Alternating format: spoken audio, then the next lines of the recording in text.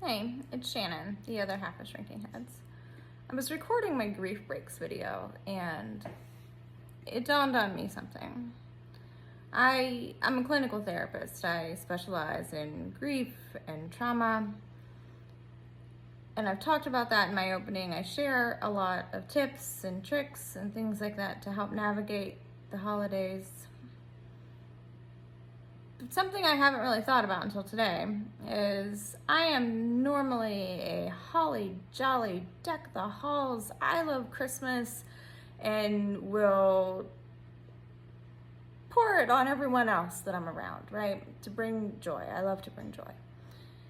But this year I'm struggling with Christmas too. I've not been able to find my inner joy. I have been cranky, and it's been hard to figure out why. And I think back, my grandmother passed away during the week of Christmas many years ago. I dealt with that with humor. Told the rest of my family they were not allowed to die during Christmas.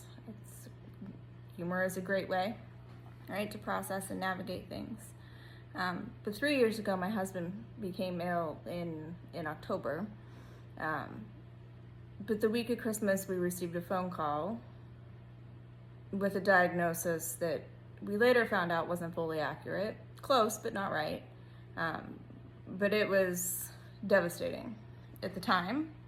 And that made things a shade of gray, right? The colors that were normally sparkly and bright were suddenly dim because we didn't know what was to come, how to process, how to navigate that. He tells the story much more joyful. He was in the line at White Castle in the drive-thru. Why anyone would be in the drive-thru at White Castle was beyond me. Some people love it, I guess. And he's fine now, right? He's doing very well. But sometimes something during the holidays will take me back there, right? And I'll remember those days and how scary and how frightening they were.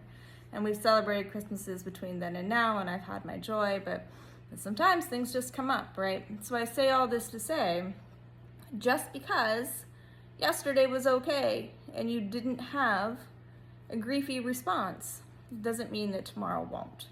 So take the time to figure out a plan and to be prepared, right? What tools are you using? How are you navigating those moments?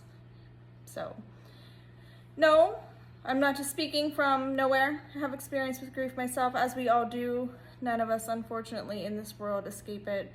It is, unfortunately, a fact of life as well. Take care until next time. Peace and light.